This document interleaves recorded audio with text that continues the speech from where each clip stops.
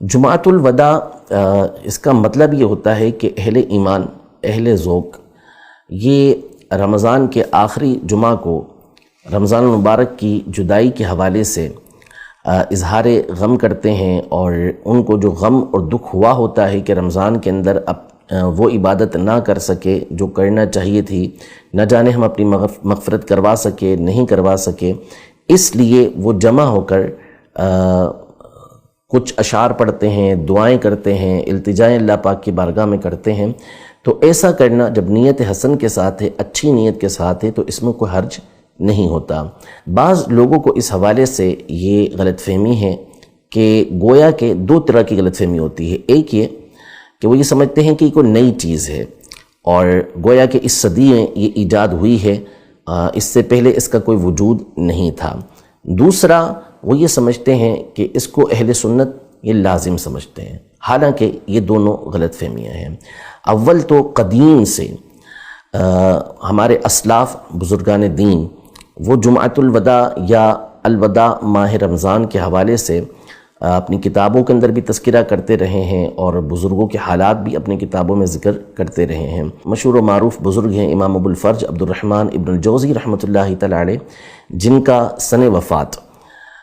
595 ہجری ہے۔ اس میں انہوں نے انتقال فرمایا، یعنی 6 صدی ہجری کے بزرگ ہیں اور معروف ہستی ہیں۔ انہوں نے مکمل ایک رسالہ وداع رمضان کے نام سے تحریر کیا ہے جو مطبوع بھی ہے۔ اسی طرح حافظ ابن رجب حنبلی رحمۃ اللہ تعالی علیہ، جو مشہور محدث ہیں، مشہور فقیہ ہیں، اور ان کا سن وفات 797 ہجری ہے، یعنی 8ویں صدی ہجری کے یہ بزرگ ہیں۔ انہوں نے اپنی کتاب لطائف المعارف کے اندر پورا ایک چیپٹر وداع رمضان کے حوالے سے تحریر کیا ہے، اور اس میں اسلاف کے واقعات ذکر کیے ہیں کہ کس طرح وہ رمضان کے جانے کا غم کرتے تھے اور رمضان کے آنے کا انتظار کیا کرتے تھے۔ یوں ہی حافظ ابن حجر حیثمی الشافعی رحمۃ اللہ تعالی علیہ، جن کا سن وفات 974 ہجری ہے، انہوں نے اپنا ایک خطبے کا مجموعہ ترتیب دیا جس کا نام ہے النخب الجلیلہ فی الخطب الجزیلہ۔ اس میں آپ نے ایک خطبہ جو ہے وہ خاص اس موضوع پر وداع رمضان کے حوالے سے لکھا ہے۔ یوں ہی حافظ محمد ابن محمد مرتضی الزبیدی الواسطی الحنفی، جن کا سن وفات 1205 ہجری ہے، انہوں نے ایک رسالہ تحریر کیا ہے جس میں انہوں نے خاص طور پہ جمعہ کے اندر جو خطبہ ہوتا ہے وداع رمضان کے حوالے سے اس کا آپ نے ذکر کیا۔ اسی طرح علامہ ابو الحسنات عبد الحی اللکھنوی رحمۃ اللہ تعالی علیہ، جن کا سن وفات 1304 ہجری ہے، انہوں نے اللطائف المستحسنہ کے نام سے ایک مجموعہ لکھا ہے جس میں پورے سال کے خطبوں کا ذکر کیا ہے، اور اس میں ایک خطبہ آپ نے خطبۃ وداع رمضان کے حوالے سے تحریر کیا ہے کہ جو جمعے کے دن پڑھا جاتا ہے۔ تو یوں اسلاف کا ایک سلسلہ چلتا ہوا آ رہا ہے کہ جو ابتدا سے ہی رمضان کے وداع کرنے کے حوالے سے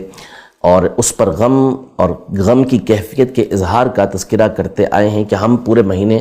عبادت اللہ پاک کی نہیں کر سکے، جیسا کرنا چاہیے تھا ویسا رمضان کا حق ادا نہیں کر سکے۔ یوں ہی امام اہل سنت رحمۃ اللہ تعالی علیہ نے، صدر الافاضل مولانا نعیم الدین مراد آبادی رحمۃ اللہ تعالی علیہ نے اس کے جواز کے اوپر تصریح فرمائی ہے کہ اس کے جائز ہونے میں کوئی شبہ نہیں ہے، اور آج تک علماء اہل سنت یہ کام کرتے ہوئے آ رہے ہیں، اور ساری دنیا کے اندر، عرب دنیا کے اندر بھی جو علماء اہل سنت ہیں، جو اہل سنت کے مرکز ہیں، وہاں پر بھی اس کا سلسلہ یہ رہتا ہے۔ تو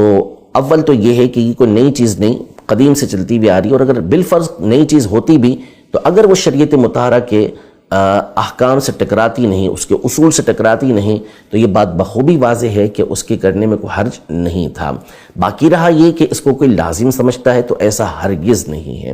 اور نہ ہی اس کے اوپر کوئی سختی کرتا ہے۔ جو مناتا ہے سو مناتا ہے، جو نہیں مناتا اس کے اوپر کوئی حرف نہیں ہے، البتہ منانے والے کو کوئی برا نہیں کہے گا۔ البتہ اس میں یہ بات ضرور پیش نظر رہے کہ جو بھی جمعہ کا الوداع جمعہ مناتا ہے